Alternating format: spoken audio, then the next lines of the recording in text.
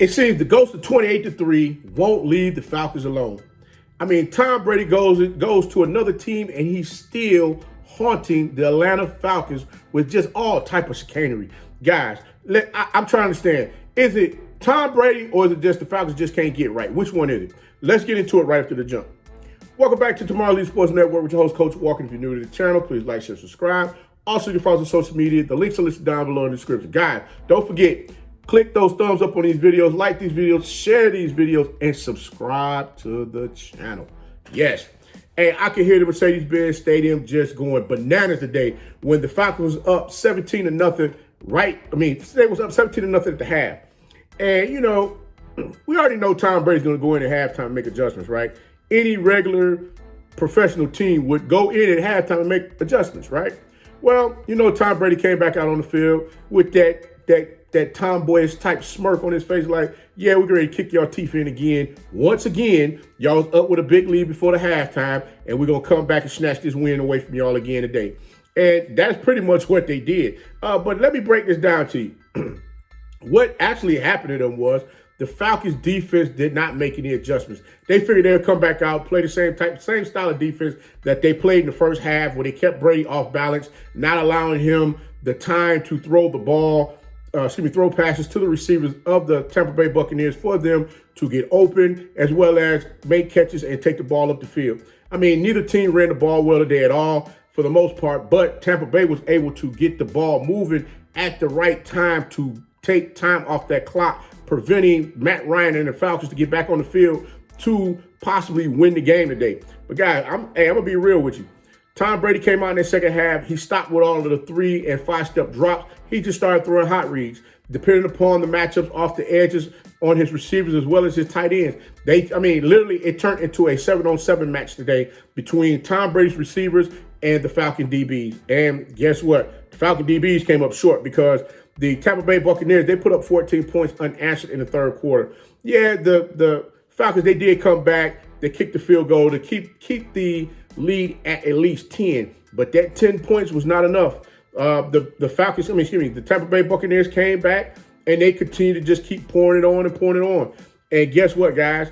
The Falcons came up short today. But before any of you get to talking real crazy and reckless, I'm going to tell you this.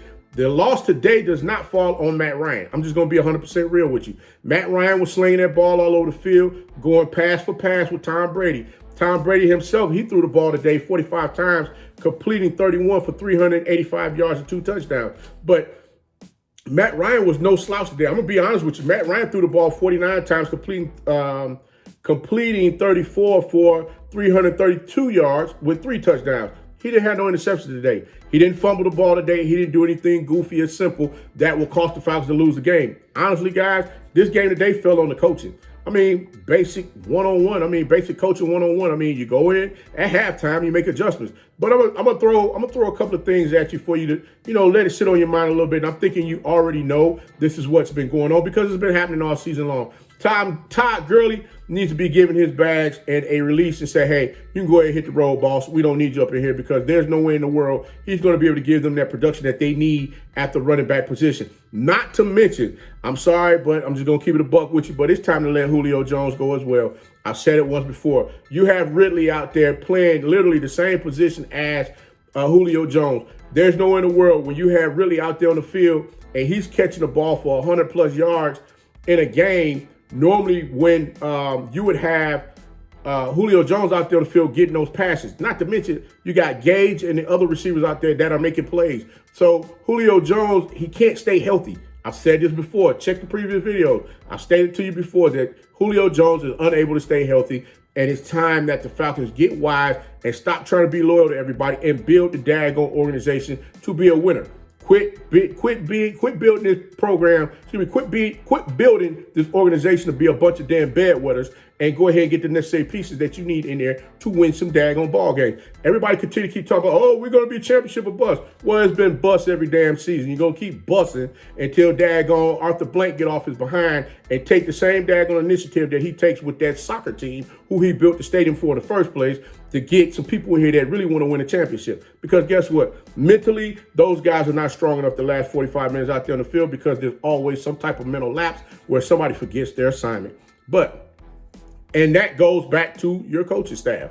So we're gonna start from the top, and we're gonna come all the way back down to the bottom. And I'm gonna be honest with you guys, it's high time you just go ahead and blow this thing up, make the necessary changes you need to make, and maybe, just maybe, you could be like my Broncos and get you a couple of championship trophies, and then you can talk a little trash. But I don't think that's going to happen. I think Arthur Blank is cool with the mediocrity that the Atlanta Falcons continue to keep giving off year after year. Hey, as long as you can sell some hot dogs, some popcorn, and make some money off some tickets, I guess that's cool. But, you know, that's just me looking at the situation.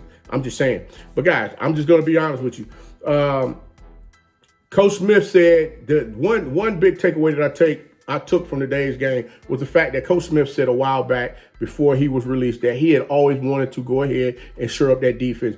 And guess what? The GM would never allow him to do it. And now, today, as of now, that has come back to haunt the Falcons behind for the longest, because there's nowhere in the world that the Falcons has an abysmal defense for as long as they have, and continue to keep thinking that they're going to be able to get out here and compete at a top level. I mean, hey, guys, you got track stars out there just running vertical routes. No one's willing to come across the middle and take those, make those necessary, run those necessary routes for the Atlanta Falcons to be, competitive, especially when they need yards. Today, they didn't get any yards on the ground at all, especially when you have your quarterback being the second highest rusher today in the game. That makes no sense. But guys, if this is what the Falcons are going to continue to do, hey, you're going to continue to keep seeing these type of seasons that they're having, and there's no need to get upset about it. Just understand what you're paying for. Trash.